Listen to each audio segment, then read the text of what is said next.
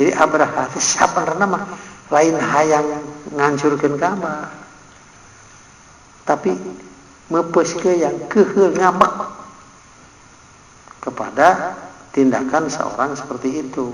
Sekalian Abraha ingin memindahkan ekonomi Quraisy ke Yaman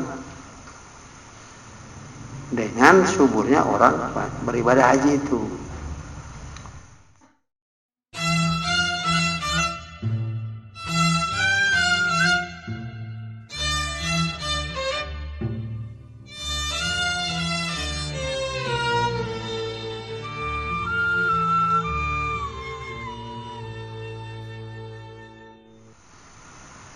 Pada waktu ini jadi kena tarikhnya. Pada waktu kejadian Abraha yang akan menghancurkan Ka'bah, tetapi Abraha itu sebetulnya bukan Raja Yaman, bukan, salah nyebut raja. Abraha teh diutus oleh nanti hijrah yang pertama teh kemana teh? Nah itu teh kerajaan tenan. Habis lah nah depok tong hese. Nah eta Raja Habsyah. Nah sampai dengan nanti ada kaitan dengan Raja Habsyah nu mana tah? Anu kungsi asup Islam teh. Apakah Raja Habsyah yang juga mengutus Abraha ke Yaman? Sampai Yaman itu ditaklukkan ku Abraha. Abraha itu bukan raja, tapi diangkat sebagai gubernur lah setelah menaklukkan Yaman itu. Nah, dibangunlah sebuah gereja. Dibangun gereja di Yaman teh ku Abraha sebagai tanda terima kasih ka Raja Habsyah. Ngaranna Ashama. Nah, raja nate. Tapi apakah sampai dengan waktu Nabi hijrah ke Madinah kira-kira 7 tahun atau sampai lebih dari 5 tahun lah di Madinah, orang-orang yang dulu ya mengkolanya saja, orang-orang yang dulu dikejami oleh para penyembah berhala di Mekah, mereka itu kan keluar dari Mekah berangkat ke Habsyah, nu dipimpin ku Ja'far bin Abi Thalib, yang Ja'far itu fasih berbahasa Habsyah. Ja'far itu kan uah Nabi ti bapak, kakak ayahnya, berangkat kurang lebih ada 70 orang. Kalau kita menelusuri kejadian ini, hijrah muhajirin pertama disebut nanti terkenal secara tarikh dunia nama. Berangkat itu bukan melalui Madinah, tapi pakai kapal laut, pakai perahu.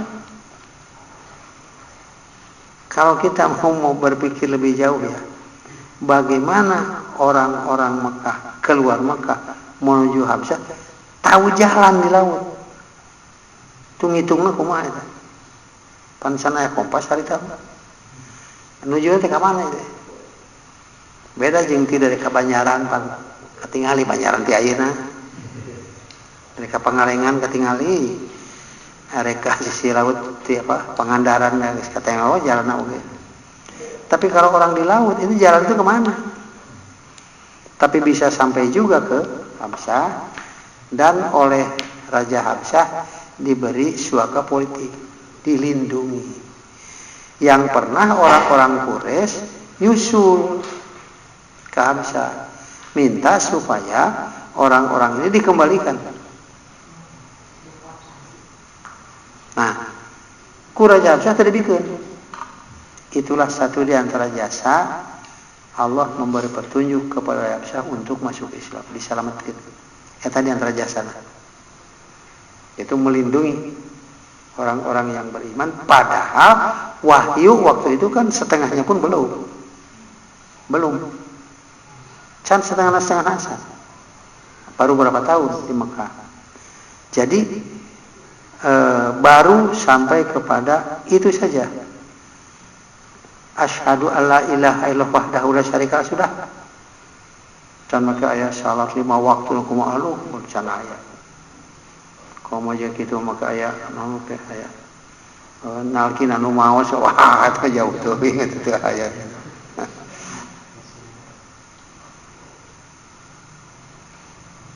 Nah itu Raja Habsah ngutus Abraha. Yaman dikuasai, dibuat saja gereja. Cek tarehna aya. Eta sating nu bangorna eta. Kemudian ada orang buang kotoran di gereja yang dibangun Abraha teh. Cek sunah mah diisingan beureun. Ngomong Abraha teh kitu asalna. Ieu mah ieu. Moal teh jelema-jelema ieu gitulah. Sudah. Jadi kalau melihat tarikh seperti itu, jadi Abraha teh sabenerna mah lain hayang ngancurkeun Ka'bah. Tapi meupeuskeun yang keheul ngambek kepada tindakan seorang seperti itu. Sekalian Abraha ingin memindahkan ekonomi Quraisy ke Yaman dengan suburnya orang beribadah haji itu.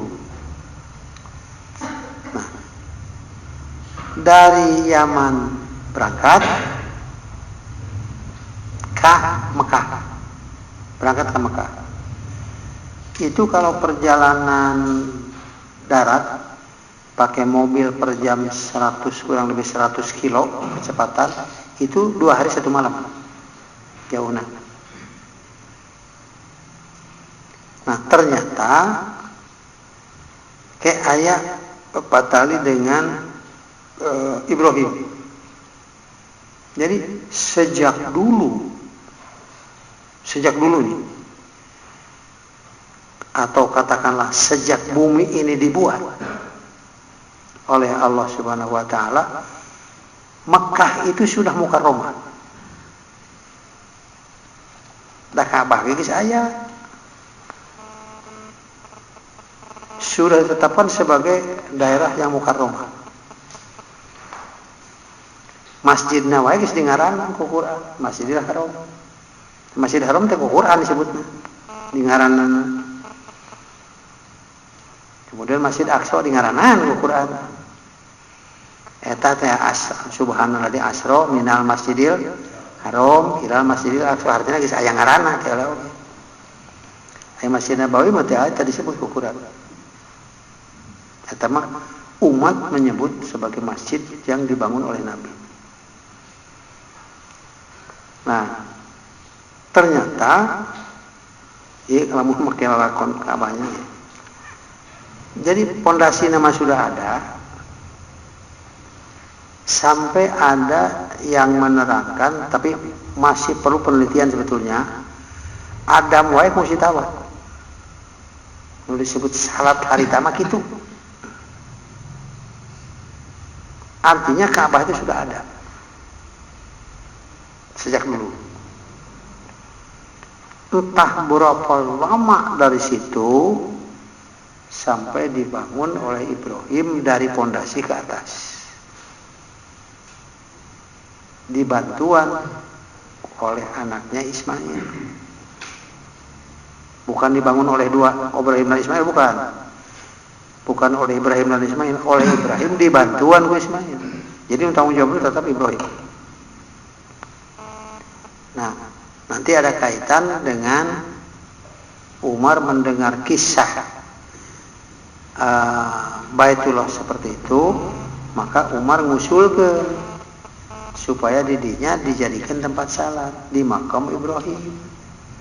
Jadi tempat salat untuk orang yang melaksanakan haji tamattu setelah tawaf pada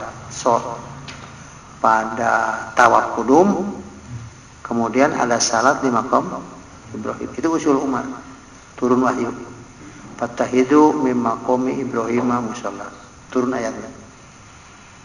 Nah, Abraha ternyata tidak sampai. Jadi kaki Abraha, apalagi untanya, tentaranya, itu tidak bisa melintas kepada batas tanah haram.